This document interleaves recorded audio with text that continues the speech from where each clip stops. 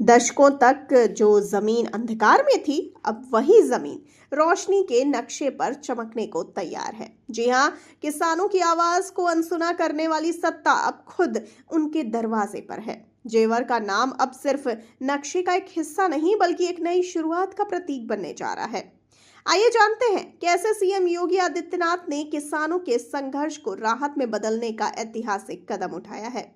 आपको बता दें कि उत्तर प्रदेश के मुख्यमंत्री योगी आदित्यनाथ ने गौतम बुद्ध नगर जिले के जेवर के किसानों को ऐतिहासिक राहत देते हुए भूमि अधिग्रहण के मुआवजे को 3100 रुपए वर्ग मीटर से बढ़ाकर 4300 रुपए वर्ग मीटर करने की घोषणा की है।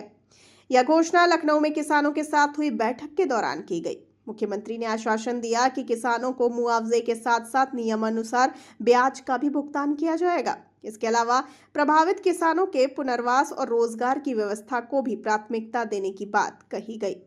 आपको बता दें कि मुख्यमंत्री ने अपने बयान में जेवर की दशकों पुरानी उपेक्षा का जिक्र करते हुए इसे अंधकार से प्रकाश की ओर यात्रा करार दिया। उन्होंने कहा कि यह क्षेत्र अब विश्व पटल पर अपनी छाप छोड़ने को तैयार है। सीएम योगी ने स्पष्ट किया कि अगले 10 वर्षों में यह क्षेत्र देश का सबसे विकसित क्षेत्र बन जाएगा और जो किसानों की समृद्धि और उत्तर प्रदेश के विकास का नया अध्याय लिखेगा। जेवर एयरपोर्ट परियोजना को उत्तर प्रदेश की आर्थिक रीढ़ बताते हुए योगी आदित्यनाथ ने यह भी घोषणा की कि इसके पास मेंटेनेंस, रिपेयर और ओवरहॉलिंग एमआरओ केंद्र की स्थापना की जाएगी। यह न केवल विमानों के रखरखाव का वैश्विक केंद्र बनेगा, बल्कि रोजगार के भी अवसर प्रदान करेगा। अभी तो आप चर्चा कर रहे हैं साहब नोएडा, ग्रेटर नोएडा की। अरे ये मान के चलिए कि आने वाले समय में, यानी ज्यादा समय नहीं, मात्र 10 वर्ष के बाद पूरे देश के अंदर सबसे विकसित क्षेत्र होने जा रहा है आपका जेवर। सबसे विकसित क्षेत्र, सब फेल हो जाएंगे। देश का सबसे बड़ा एयरपोर्ट बनेगा ये जेवर एयरपोर्ट, इंटरनेशनल एयरपोर्ट बनेगा। और एक नहीं 5-5 रनवे बनने हैं।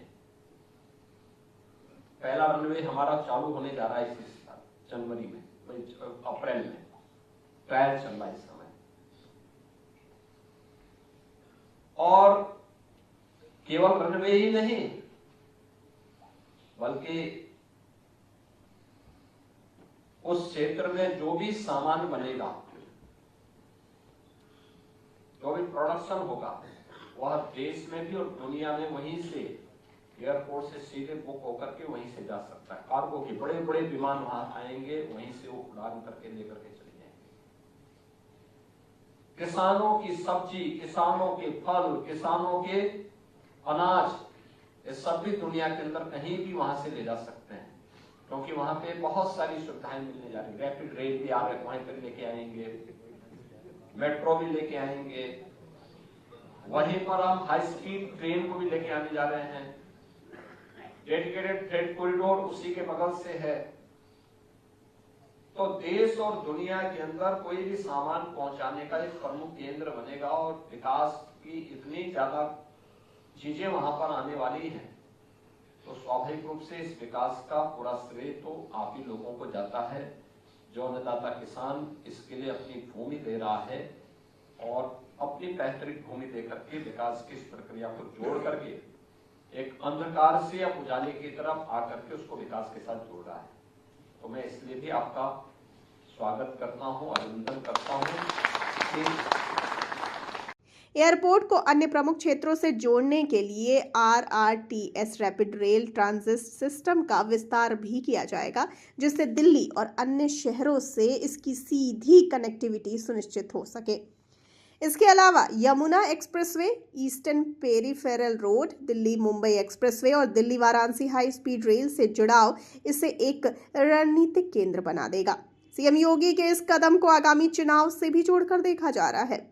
किसानों को राहत देने का यह निर्णय भारतीय जनता पार्टी के ग्रामीण वोट बैंक को मजबूत करने की रणनीति का हिस्सा माना जा रहा है।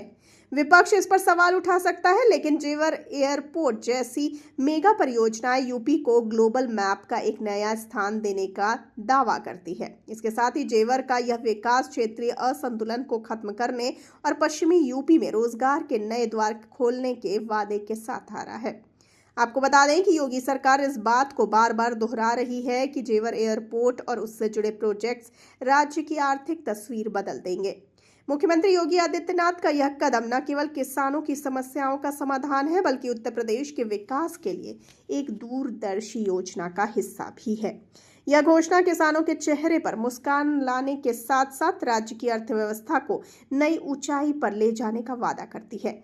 लेकिन यह देखना दिलचस्प होगा कि यह योजना कितनी तेजी और कुशलता से जमीन पर उतरती है।